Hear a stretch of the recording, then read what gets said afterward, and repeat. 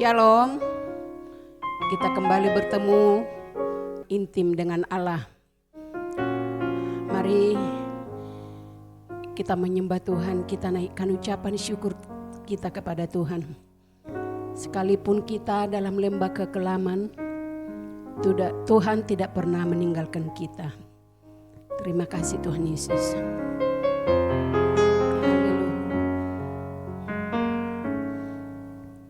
Sekalipun ku berjalan dalam lembah gelap, namun tangan-Mu selalu menopang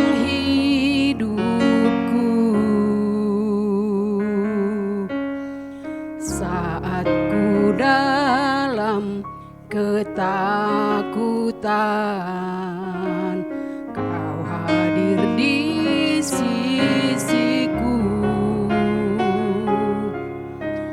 Kau berkata, jangan takut, Kau beriku kemenangan. Kaulah Tuhan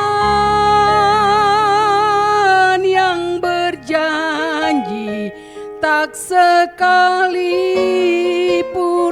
Kau ingkari, kesetiaan-Mu sungguh terbukti di sepanjang hidupku.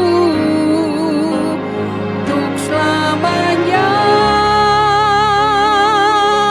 ku kan setia melayani, mengasihi-Mu. Tiada Tuhan seperti-Mu Yesus.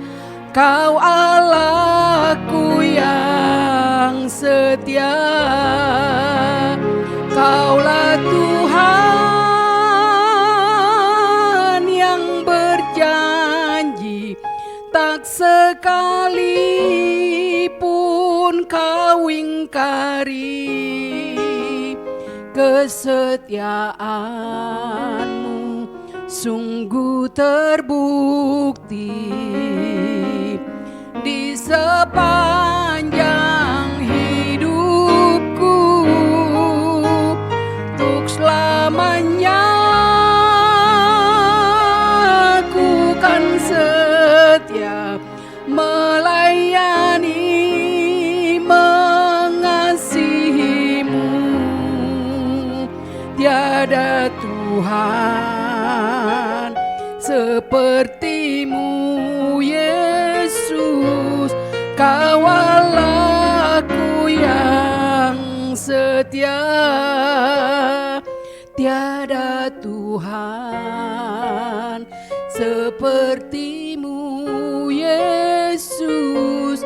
Kau Allahku yang setia.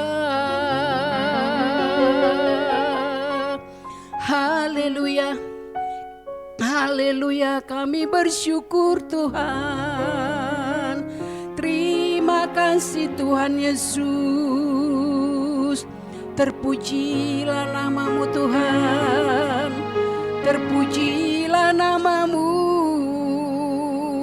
kekal sampai selama-lamanya. Kami bersyukur Tuhan buat kebaikan Tuhan dalam hidup kami. Terima kasih Tuhan Yesus, sebelum kami melakukan aktivitas kami ya Tuhan, kami mau datang kepadamu Tuhan.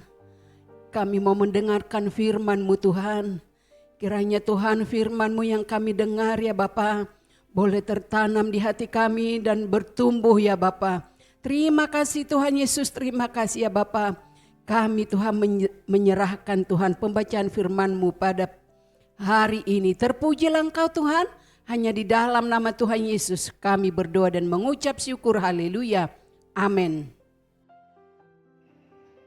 Shalom Bapak Ibu Saudara-saudari, kita berjumpa lagi pada perenungan intim dengan Allah.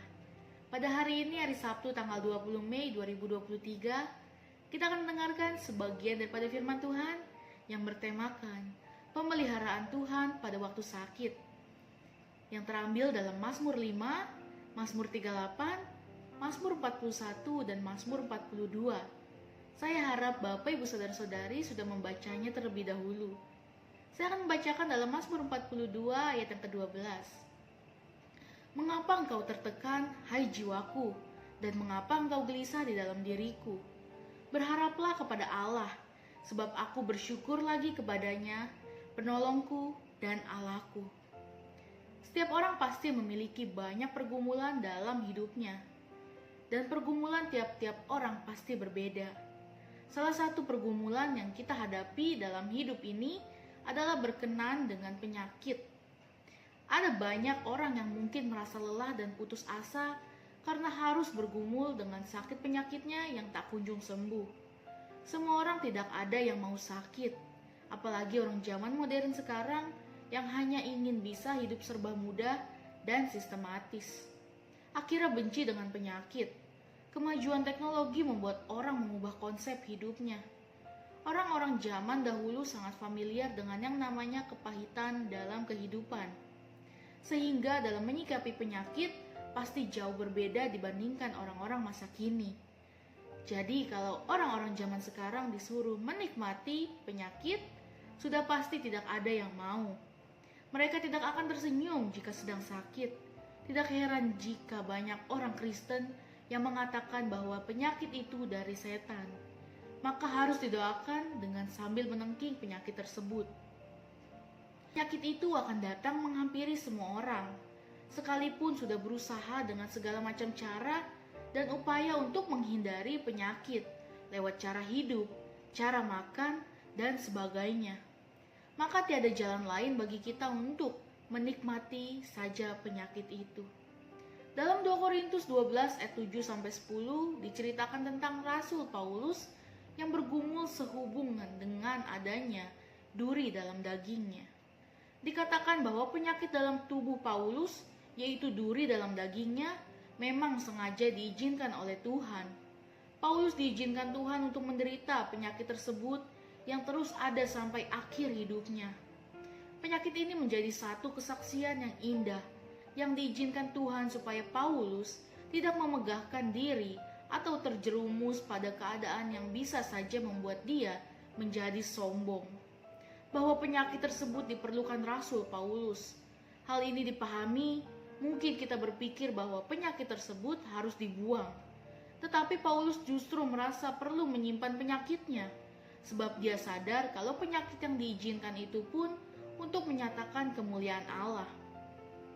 Dalam ayat yang ke-9, Paulus meminta kesembuhan. Tetapi Tuhan mengatakan, cukup kasih karuniaku bagimu, karena dalam kelemahanmu, kuasa Tuhan menjadi nyata. Itu lebih baik bagi Paulus, karena dalam kelemahan, hadirnya kekuatan Allah adalah lebih baik daripada kekuatan dosa yang hadir. Dalam ayat yang ke-10, Paulus mengatakan bahwa ia senang dan rela dalam kelemahan. Waktu kita menyadari bahwa penyakit itu merupakan kehendak Allah, maka kita menemukan satu momentum yang membuat kita merasakan itu sebagai kenikmatan dan kesenangan. Dengan demikian kita rela menanggung semua rasa sakit itu. Jika penyakit membuat orang lain sedih, maka kita tetap tersenyum dikala menderita sakit. Jika kita sakit, bukan berarti Tuhan tidak mendengar doa kita. Tetapi juga bukan berarti setiap penyakit itu kehendak Allah. Yang kita bicarakan saat ini adalah penyakit yang berkaitan dengan kehendak Allah, sehingga Allah mengizinkan penyakit itu terjadi. Tetapi kalau penyakit itu timbul karena salah sendiri, maka belajarlah baik-baik dan berani menanggung resiko sendiri.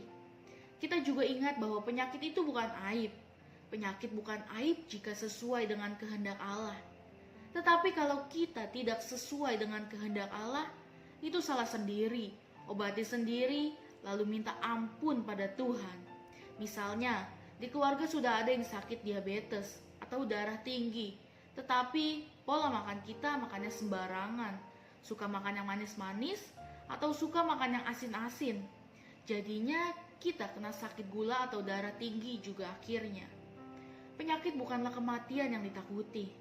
Dalam Filipi 1 ayat 21 dikatakan, "Karena bagiku hidup adalah Kristus dan mati adalah keuntungan." Lalu kenapa kita harus takut jika sedang sakit? Penyakit bukan kematian yang harus ditakuti. Bahkan kematian pun tidak perlu ditakuti. Ini harus dipahami, kita harus sadar bahwa penyakit merupakan proses pembentukan, memberikan pertumbuhan iman.